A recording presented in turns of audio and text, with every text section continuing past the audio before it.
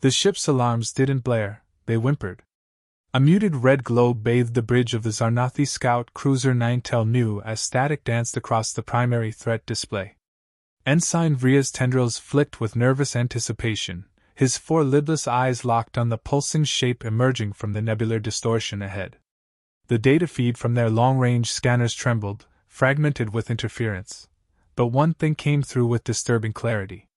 "Captain, readings confirm Category 7 threat. Possibly higher. Biological. Apex classification. Planetfall imminent." Captain Thirks tilted forward in her command pod, bioluminescent ridges pulsing with unease. "That's impossible. This sector is uninhabited. Run the sensor array again.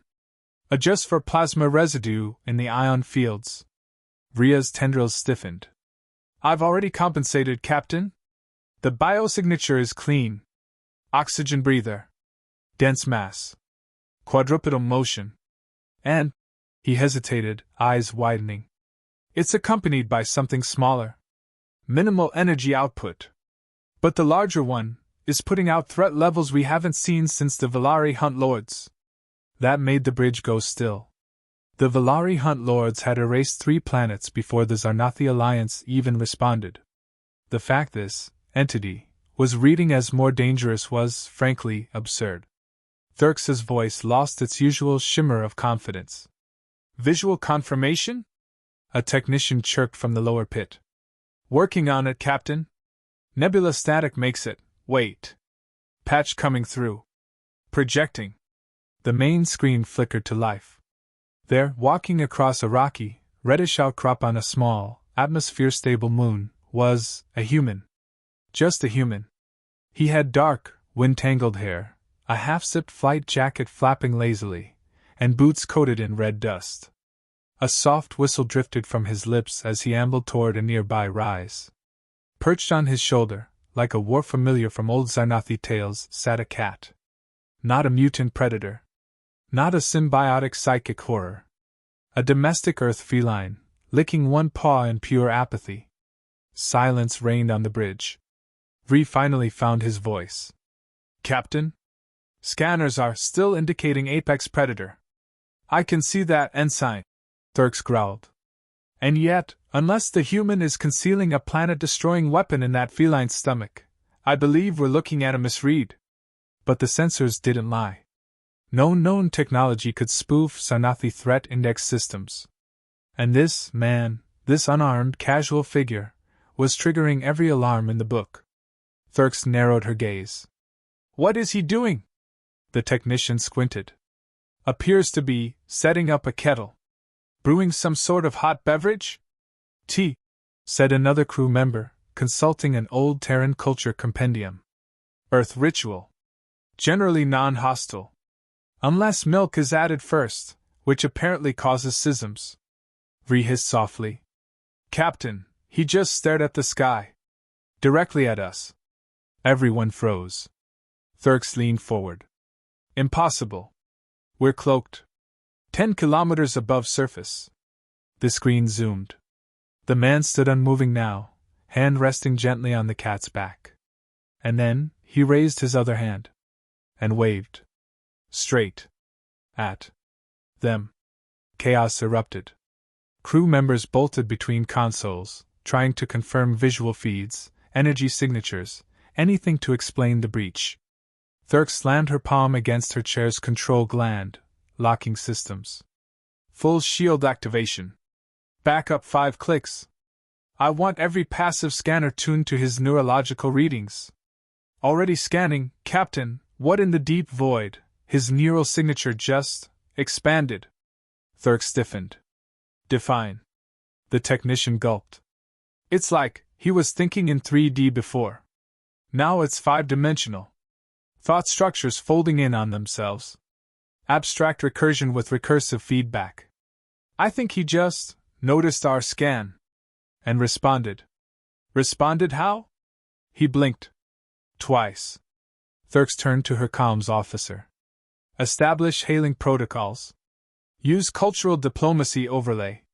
Initiate first contact sequence. Cautiously. Channel open, Captain." Broadcasting now. The response came before they finished transmitting. Hi. Just one word. Perfectly clear. Not hostile. But the moment it hit the bridge's audio system, a dozen consoles shorted out. Static coiled like smoke. Power flux! Shouted engineering.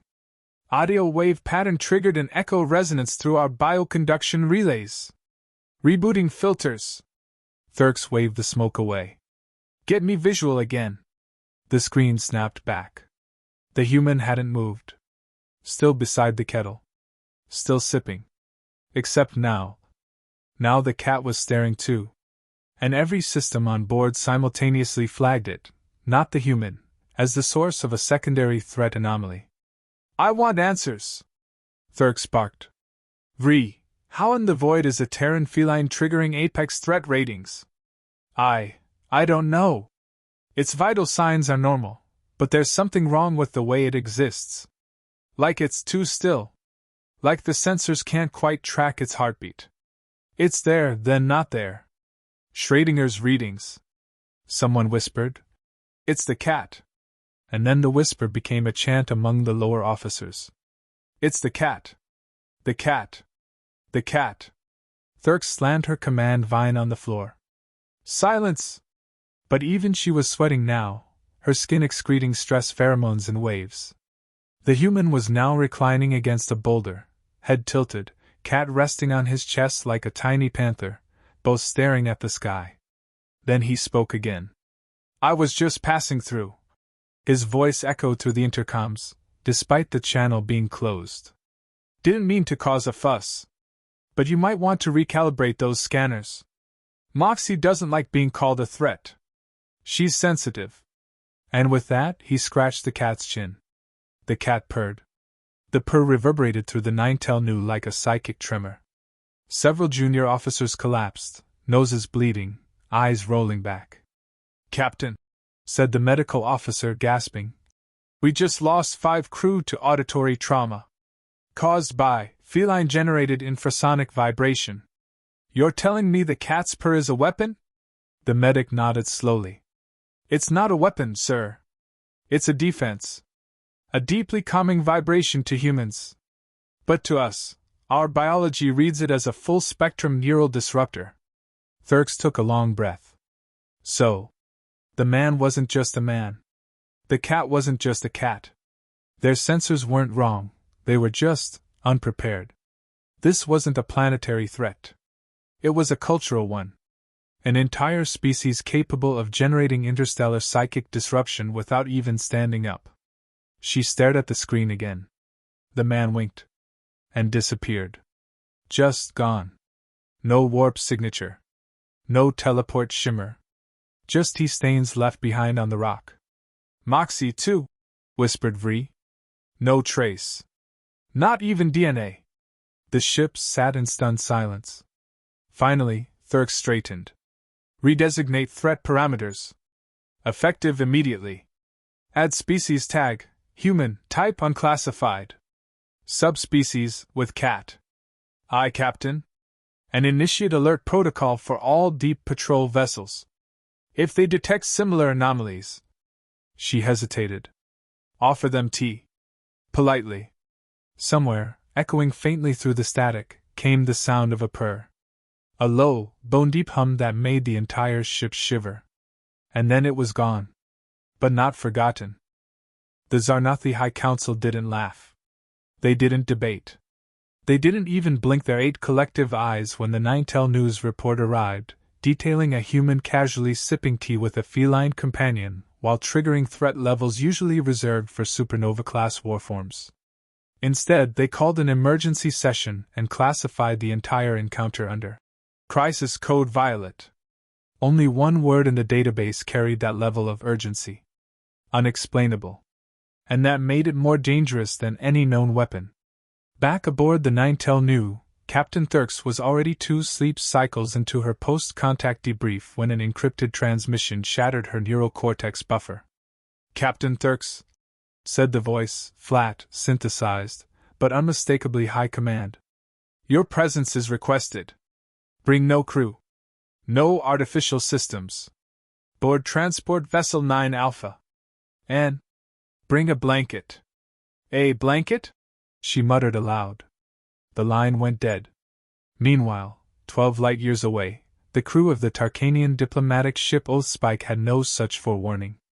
Captain E.S. Tarek of the Tarkanian Concord was in the middle of a tense ice route negotiation with the Laravan trade clans when the ship's AI flagged a Tier 1 emergency.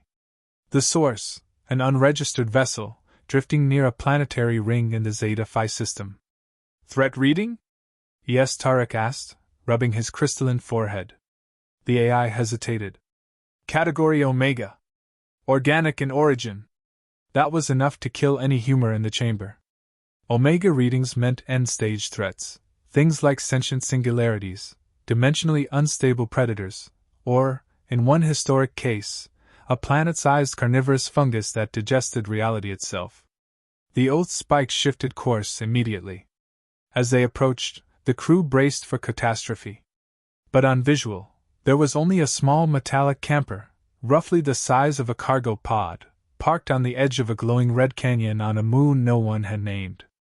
Outside, once again, stood the human. And the cat. This time, they had a small fold-out chair. And a fishing rod.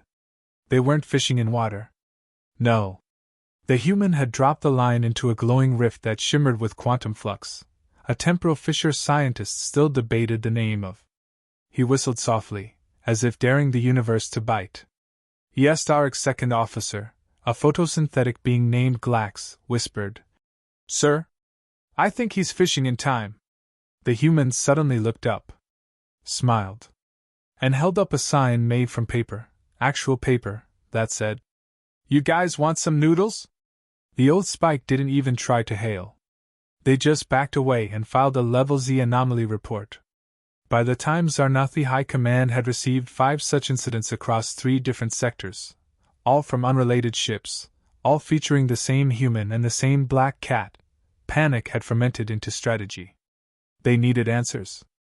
And for the first time in centuries, they called upon the ancient Council of Interwoven Minds, a psychic commune of the galaxy's most sensitive telepaths, precogs, and reality weavers. Sealed in a meditation sphere carved from a dead white dwarf, they attempted direct contact. The results were not as expected. Counselor Vintala was the first to reach the human mentally. Or at least, he thought he did. In his projection, he found himself in a strange room, dimly lit, with wooden walls and small bookshelves. A fireplace crackled to one side. And in the center, seated on a beanbag chair, the human sipped from a mug with a cartoon badger on it. The cat sat beside him, watching. "Hello?" said the human, without looking up.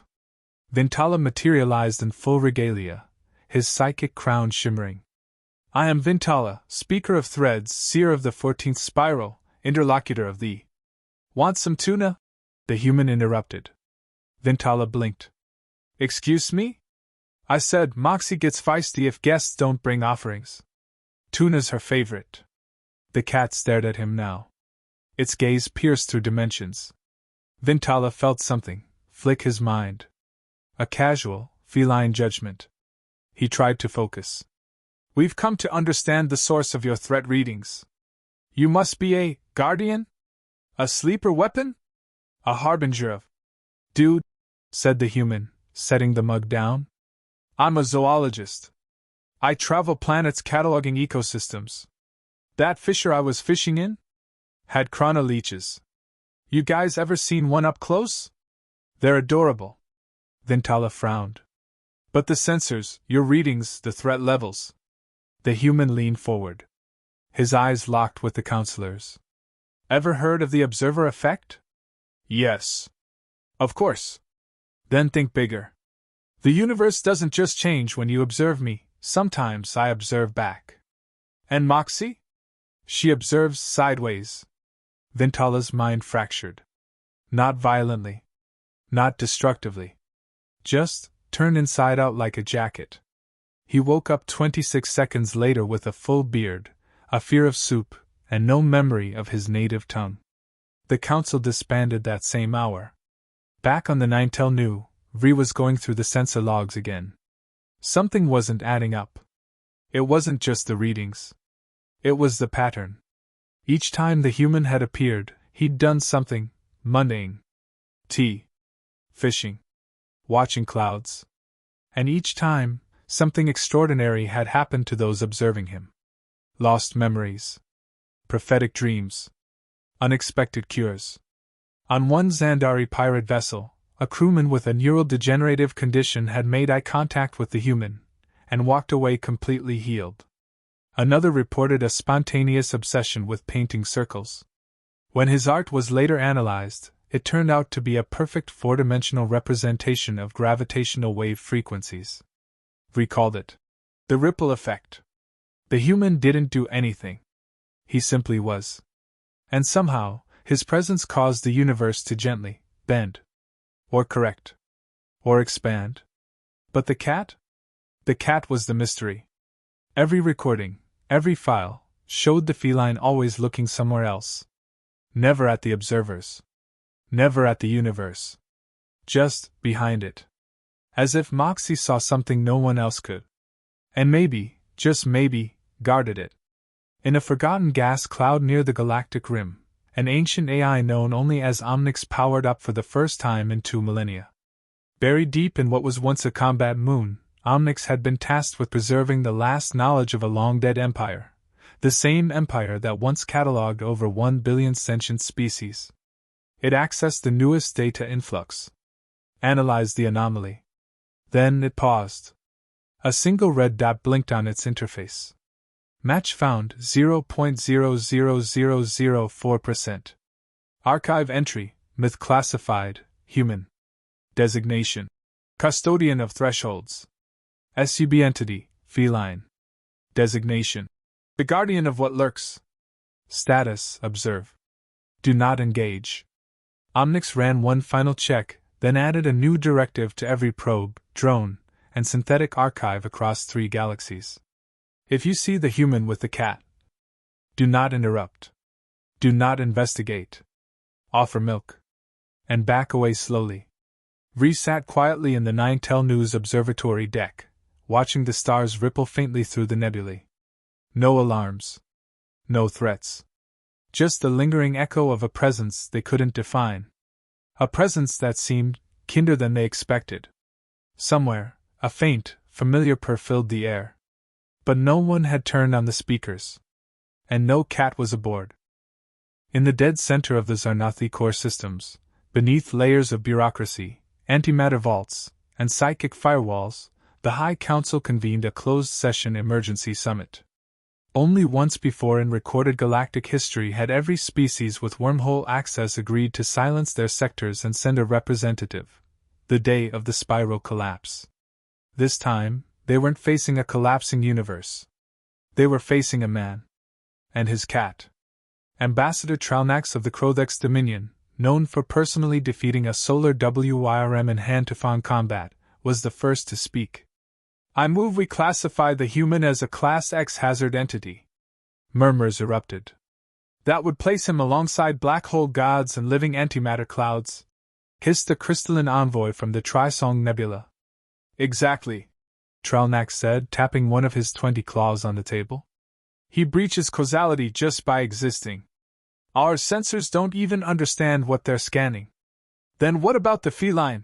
Asked General Rodar of the Zarnathi Void Guard, still twitching from exposure to the cat's last purr.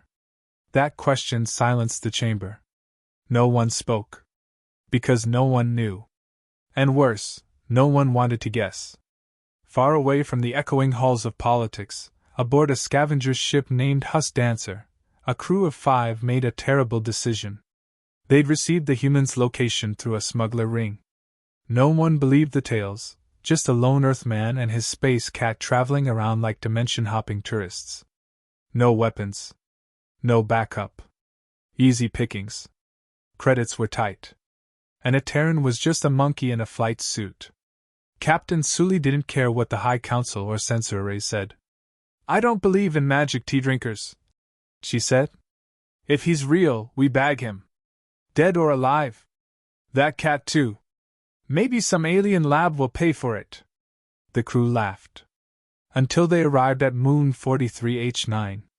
There, in the center of a serene valley, surrounded by glowing orange grass, was the man. Lying on his back.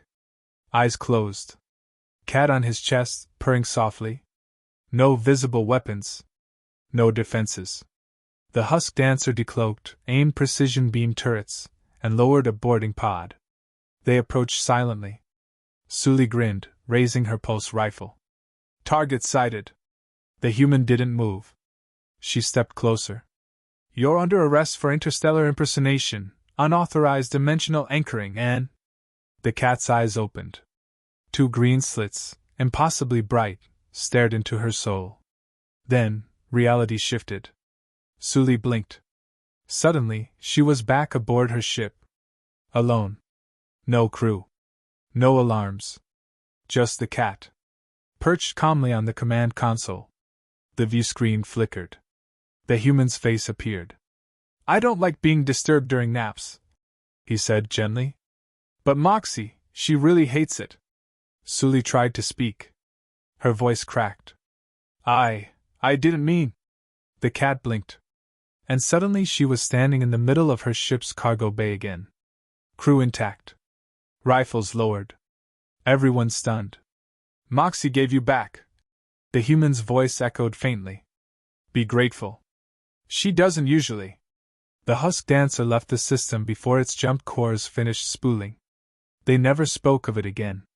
At the edge of the Lornak expanse, things escalated. An ancient enemy awoke. They were known as the Nihilar, a void-born race thought extinct. They'd once attempted to erase all carbon-based life to remake the universe in perfect entropy. They had returned. A rift the size of a sun tore open near the Fralian colonies. Dozens of ships vanished. Thousands screamed in the minds of their psychic kin. The galactic powers scrambled. Nothing worked. Missiles bent in midair.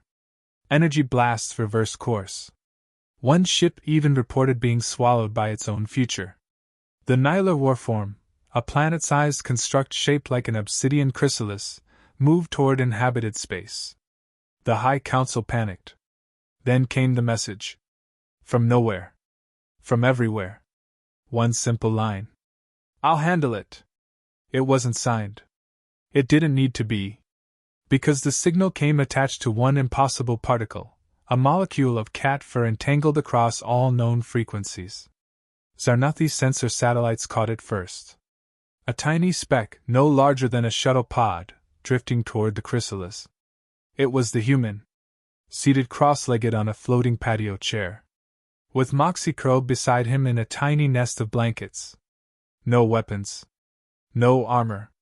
Just presence. The Nihilar warform launched antimatter strands, each one enough to unweave a moon's crust. They bent around him. Curved. Split. And vanished. He sipped tea. One of the Nihilar extensions, shaped like a screaming bone hawk, lunged forward. Moxie opened one eye. That eye pulsed like a miniature sun. The bone hawk stopped. Then turned around. And exploded into flowers. Actual flowers. Across the galaxy, empathic species wept in confusion. What is happening? General Rothar bellowed. Vree, watching from the 9tel Nu, whispered. He's not fighting. He's reminding. Reminding what? That the universe knows him. Inside the chrysalis, the core intelligence of the Nihilar pulsed with cold intent. It had no emotion. No fear. Until Moxie vanished. Simply disappeared from the screen. Gone. The sensors scanned wildly. Nothing. And then, every Nihilar node across the structure simultaneously detected a weight. A presence. Inside them. Deep inside. The cat was everywhere. In the thoughts between their thoughts. In the data they didn't know they had. One Nihilar fragment tried to scream, but found it no longer understood the concept of threat. Another tried to fire a weapon. Instead it purred. The chrysalis began, shaking. Cracks bloomed like vines. From the inside. And then the human stood atop it, holding a small thermos and a napkin. He looked down. I've tried to be polite, he said calmly. But you messed with the cat.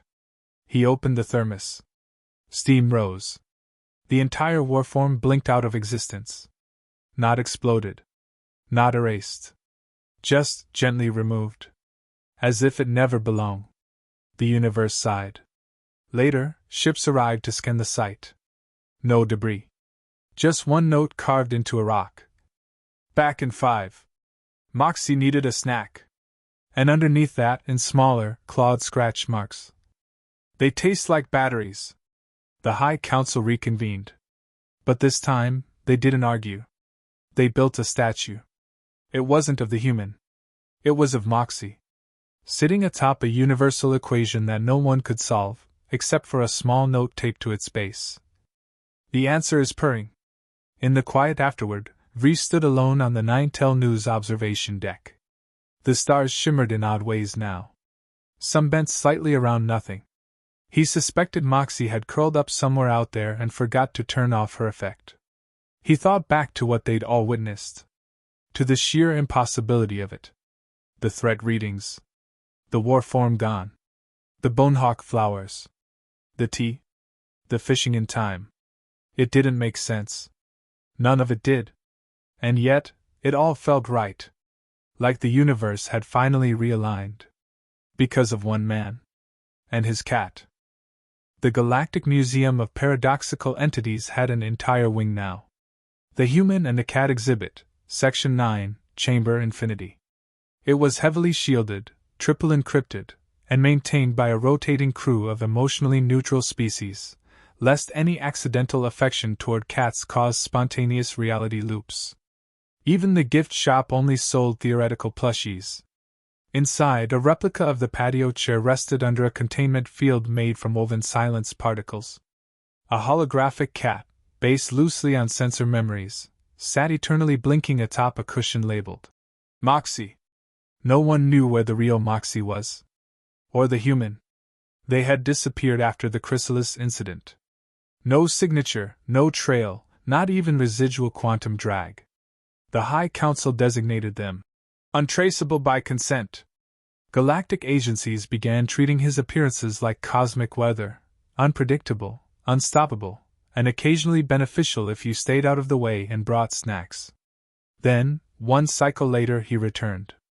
But not to a battlefield. Not to a war zone. Not to some crumbling dimension screaming for help. He showed up in a kindergarten. On a tiny moon in the Frelex sector. Where 7 youngling species were learning basic astrophysics. The teacher, a Squevian named Plokta, had just finished explaining why black holes should not be used as coat closets when the door opened without sound. In stepped a human. With a cat on his shoulder. Plokta blinked 8 eyes. "Are you here for the presentation?" The human grinned. "Heard there was a bake sale." Moxie purred. Half the lights dimmed.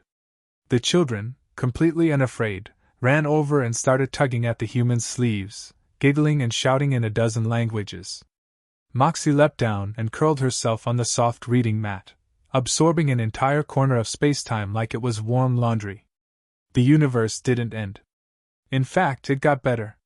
For the next few hours, the human helped the students build model wormholes out of noodles and taught them how to identify real versus snackable quasars. He named every invisible force they'd learned about that week and made each one a dance. Gravity had 2 spins. The kids laughed so hard that Plokta cried, mostly out of confusion, but also joy. When the school's AI later reviewed the footage, it discovered 2 things. The laws of physics had briefly paused during recess. Every student's intelligence quotient had quietly jumped 3 standard deviations. Elsewhere in the galaxy, ripples spread. But these were not fear ripples. They were healing. A dying sun stabilized itself overnight. A rogue AI, previously classified as genocidal, began composing lullabies. On a backwater mining planet, a 6-legged donkey spoke fluent French for 7 minutes, then politely returned to braying. No one could explain it. Except that Moxie had napped there recently. Back on the 9tel Nu, now retired from active patrol and converted into an academy ship, Vree stood at the command deck, quietly teaching a new generation of explorers. He was older now. Wiser. And slightly allergic to cats. A cadet raised their hand. Ensign Vri, did the human ever give his name? Vri chuckled. No. Not a real one. We checked the Earth archives, ran facial patterns, scoured every record. He leaned forward conspiratorially. But the kids on that Frillex moon, they called him Mr. Whiskerdad. The room burst into laughter. Someone piped up. What was his purpose? Why was he even traveling? Vri hesitated. Then answered honestly. I don't think he had a purpose. I think he just was. And wherever he went, reality folded around him, not because he wanted it to, but because it wanted to greet him. He looked out the viewport. Like an old friend.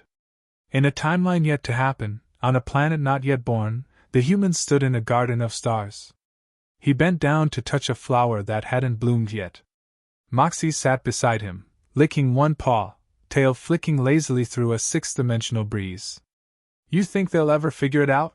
He asked. Moxie didn't answer. She didn't need to. Because above them, the galaxy shimmered. Not from war. Not from chaos. But from potential. Across 3 quadrants, governments, pirates, and prophets all debated the same question. Was the human a god? No. He didn't ask for worship. Didn't give commandments. Didn't demand temples. He just drank tea, wandered stars, and let his cat judge the cosmos. Theories flooded in. He's a cosmic reset mechanism. He's the universe's way of checking its reflection. He's just lost and too stubborn to admit it.